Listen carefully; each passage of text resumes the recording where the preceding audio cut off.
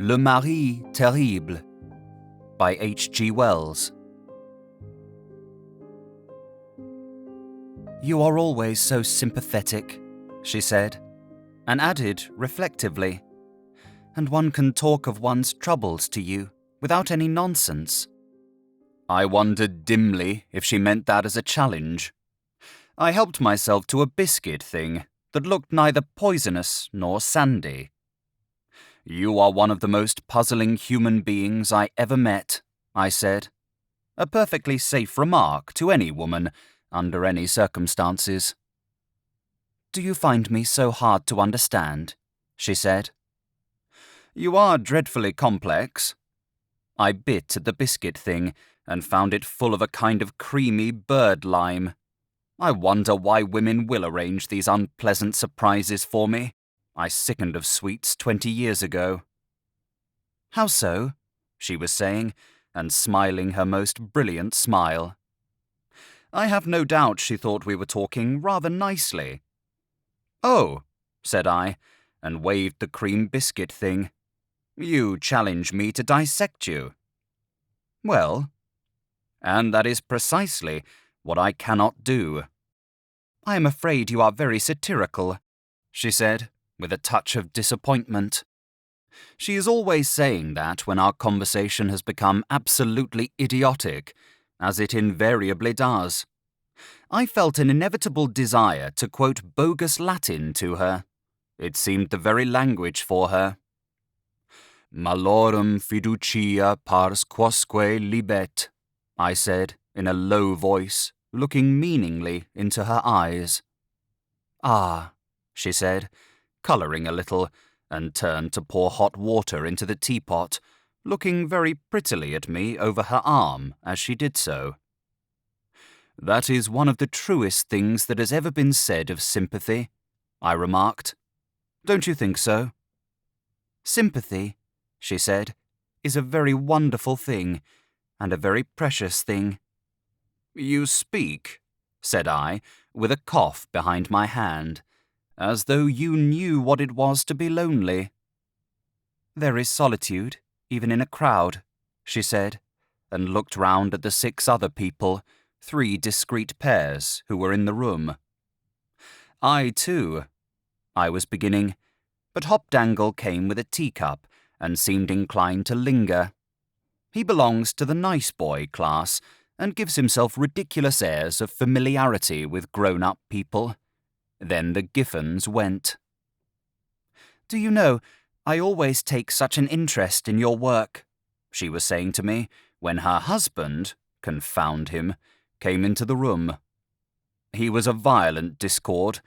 He wore a short brown jacket and carpet slippers, and 3 of his waistcoat buttons were, as usual, undone.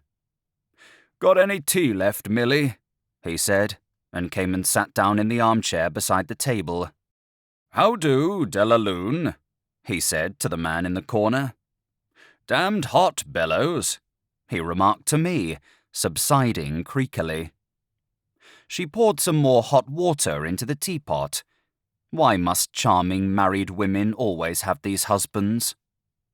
"It is very hot," I said. There was a perceptible pause. He is one of those rather adipose people who are not disconcerted by conversational gaps. "Are you, too, working at Argonne?" I said. He is some kind of chemical investigator, I know. He began at once to explain the most horribly complex things about elements to me. She gave him his tea, and rose, and went and talked to the other people about autotypes. "Yes," I said, not hearing what he was saying. "No would be more appropriate," he said. "You are absent-minded, Bellows. Not in love, I hope, at your age." Really, I am not 30, but a certain perceptible thinness in my hair may account for his invariably regarding me as a contemporary. But he should understand that nowadays the beginnings of baldness merely mark the virile epoch.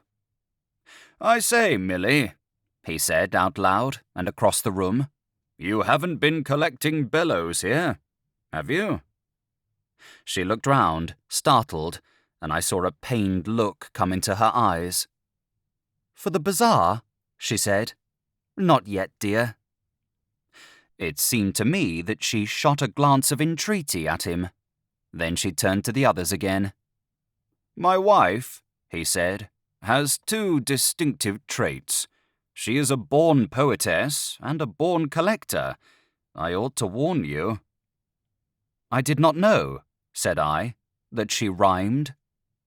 "I was speaking more of the imaginative quality, the temperament that finds a splendour in the grass, a glory in the flower, that clothes the whole world in a vestiture of interpretation." "Indeed," I said. I felt she was watching us anxiously. He could not, of course, suspect, but I was relieved to fancy he was simply talking nonsense. "The magnificent figures of heroic, worshipful, and mysterious womanhood naturally appeal to her. Cleopatra, Messalina, Beatrice, the Madonna, and so forth." "And she is writing?" "No, she is acting. That is the real poetry of women and children, a platonic Cleopatra of infinite variety, spotless reputation, and a large following. Her make-believe is wonderful. She would use Falstaff for Romeo without a twinge, if no one else was at hand. She could exert herself to break the heart of a soldier, I assure you, Bellows." I heard her dress rustle behind me. "I want some more tea," he said to her. "You misunderstood me about the collecting, Milly." "What were you saying about Cleopatra?" she said, trying, I think, to look sternly at him. "Scandal," he said. "But about the collecting, Bellows." "You must come to this bazaar," she interrupted. "I shall be delighted," I said boldly. "Where is it, and when?" "About this collecting," he began. "It is in aid of that delightful orphanage at Wimblingham," she explained, and gave me an animated account of the charity. He emptied his second cup of tea. "May I have a third cup?" he said. The two girls signalled departure, and her attention was distracted. "She collects, and I will confess she does it with extraordinary skill, the surreptitious addresses."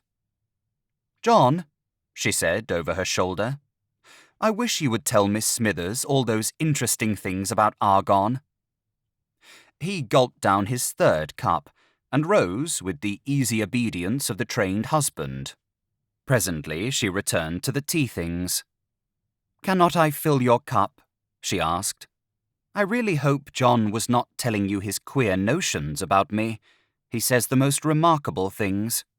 Quite lately, he has got it into his head that he has a formula for my character." "I wish I had," I said with a sigh.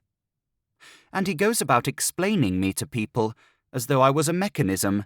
Scalp collector, I think, is the favourite phrase. Did he tell you? Don't you think it perfectly horrid of him?" "But he doesn't understand you," I said, not grasping his meaning quite at the minute. She sighed. "You have," I said with infinite meaning, "my sincere sympathy."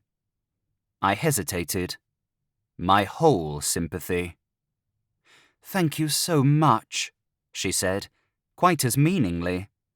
I rose forthwith, and we clasped hands, like souls who strike a compact.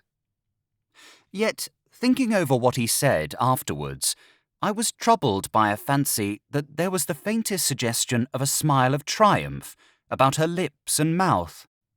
Possibly it was only an honourable pride.